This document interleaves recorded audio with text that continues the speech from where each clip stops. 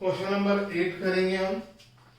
Question number 8 की पहली transaction है कमेंस बिजनेस विद कैश, लगभग यही पहली होती है।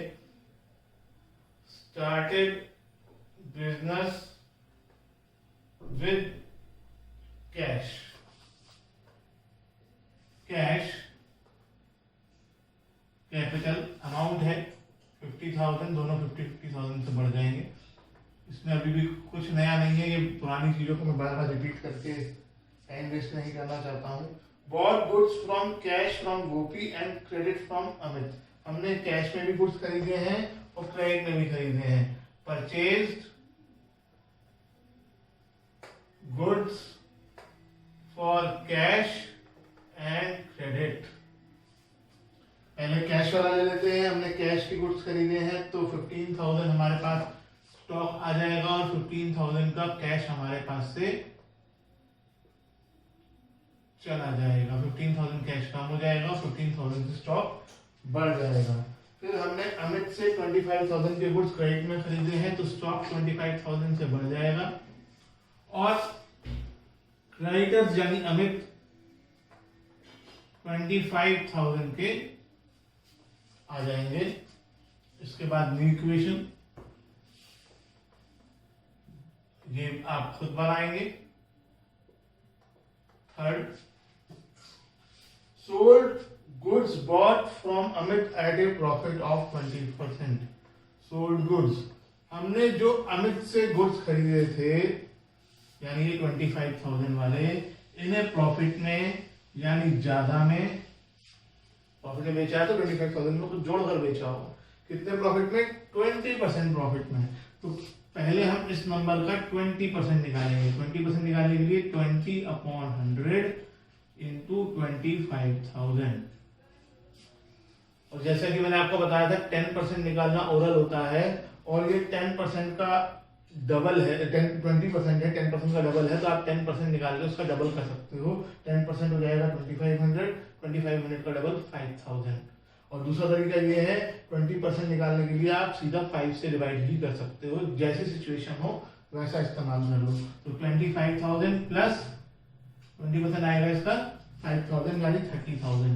तो मैंने 25,000 वाले गुड्स 30,000 में बेच दिए। ऐसा करने पर मेरे पास 30,000 कैश आ जाएगा और 25,000 का स्टॉक मेरे पास से चला जाएगा। और क्योंकि मैंने 25,000 की गुड 30,000 में बेच दी तो मुझे 5,000 का प्रॉफिट हो गया, जिसकी वजह से 5,000 से मेरी कैपिटल बढ़ जाएगी। इसके बाद न्यू इक्वेशन बनाई जाएगी जो आप खुद बनाएंगे। Question number 4, settled the account of Amit, settled account of Amit। देखो ये बात याद रखो, अगर आपने ध्यान दिया हो ये पहले भी आ चुका है। जब भी ये सेटल्ड वर्ड आएगा क्वेश्चन में तो नॉर्मली डिस्काउंट की बात जरूर होगी। सेटल्ड का मतलब ये है कि हमें अब अमित को इसके बाद कोई पेमेंट नहीं करनी है। अगर आप ध्यान से देखो अमित का मतलब ये क्रेडिटर है, क्रेडिटर को हमने 25,000 रुपीज देने हैं। आपकी अकाउंटिंग इक्वेशन में यहाँ पर 25,000 लिखा होगा। मुझे अमित को 25,000 रुपीज देने हैं। क्वेश्चन कह रहा है कि settle the account of Amit bye paying 24,400। Amit को 24,500 मैंने दिए तो ये कैश में से माइनस हो जाएगा, पे करेंगे, और अमित में से यानी क्रेडिटर में से भी माइनस हो जाएगा। लेकिन क्वेश्चन में लिखा है कि अमित को अकाउंट को पूरा सेटल कर दिया, यानी मैंने जितना देना था पूरा दे दिया। तो आप कह सकते हैं अमित में से 24,500 नहीं, पूरा 25,000 माइनस होगा।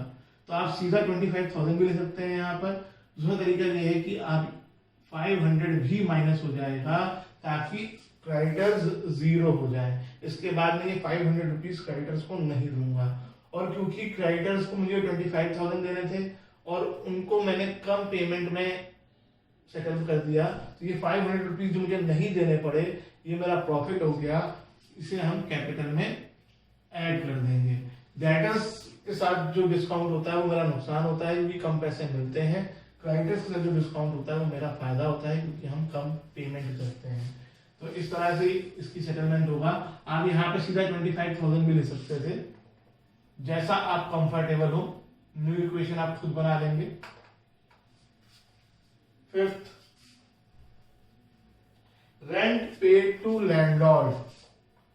लैंडलॉर्ड का मतलब जिसका किराया दे रहे हैं उसका जो मालिक है। तो रेंट पेड किसको दे रहे हैं वो इंपॉर्टेंट है ही नहीं होता। एक्सपेंस के लिए इंपॉर्टेंट नहीं होता कि हम किसको पेमेंट कर रहे हैं, सिर्फ क्रेडिटर्स डेटर्स के लिए इंपॉर्टेंट होता है हम पेमेंट कर रहे हैं। हमने रेंट पे करा है कितना 5,000, तो हमारे पास से कैश चला जाएगा और रेंट हमारे लिए एक्सपेंस हुआ, इसलिए कैपिटल कम हो जाएगी। न्यू इक्वेशन आप खुद बना लेंगे। उसके बाद में आगे का पोर्शन ऊपर की तरफ कर रहा हूं।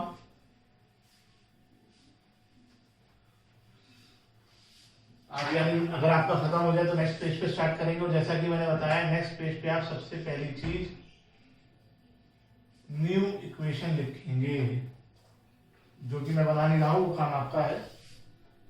Question number 6, part number 6, salary paid to Mohan 8,000 but salary is due 1,000। Salary paid और ड्यू का मतलब है कि अभी नहीं दी, यानी जिसे हम कहते हैं आउटस्टैंडिंग। सैलरी पे करी है और सैलरी आउटस्टैंडिंग भी है। तो पहले जो सैलरी पे करी है हम उसकी बात करते हैं। जब हम सैलरी पे करेंगे तो हमारे पास से कैश चला जाएगा और सैलरी हमारे लिए एक्सपेंस हुआ, तो ये कैपिटल को कम कर देगा। अब हम आउटस्टैंडिंग सैलरी की बात करते हैं, जहां ज्यादातर बच्चे गलती करते हैं। ये वो सैलरी है जो हमने पे नहीं की लेकिन पे करनी चाहिए थी। अगर पे कर देते तो ये कैश में से और कैपिटल में से माइनस हो जाता, क्योंकि पे नहीं करी है तो कैश में से माइनस नहीं होगा, लेकिन कैपिटल में से माइनस होगा क्योंकि एक्सपेंस तो है। और ये पे नहीं करी है तो हम बाद में पे करेंगे। जो बाद में पे करेंगे वो हमारी लायबिलिटी होती है। लायबिलिटी में आ जाएगा आउटस्टैंडिंग सैलरी और उसमें 1,000 ऐड हो जाएगा। तो आउटस्टैंडिंग इस तरह से ट्रीटमेंट होता है कि वो कैपिटल में से माइनस हो जाता है और लायबिलिटी में आ जाता है। अब आप न्यू इक्वेशन बनाएंगे।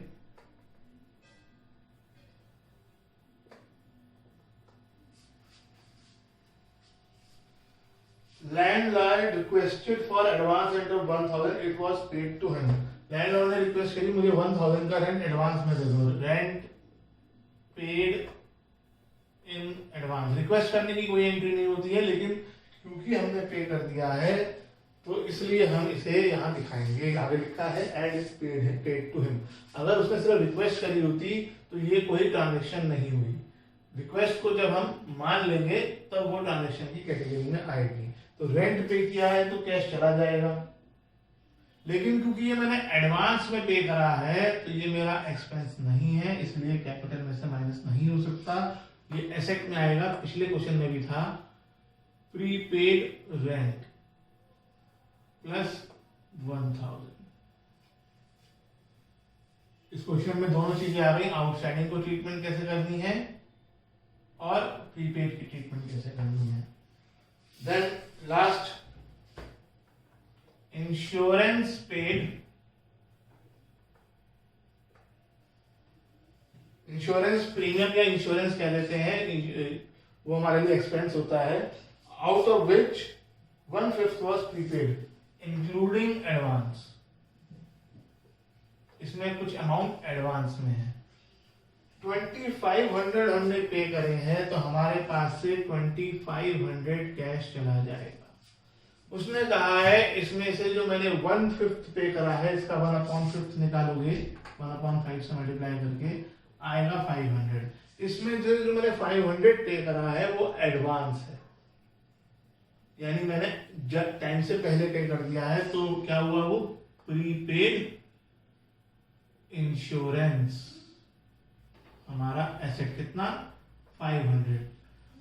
तो 2,500 में से 500 मैंने आगे का पे कर दिया है और अभी का कितना पे करा है 2,000। तो जितना अभी का पे करा है सिर्फ वो ही मेरे लिए एक्सपेंस है और वो ही अमाउंट कैपिटल में से माइनस हो जाएगी। तो ये ट्रीटमेंट इस तरीके से होगा। न्यू इक्वेशन बनाकर इसे पूरा आप खुद कर लोगे।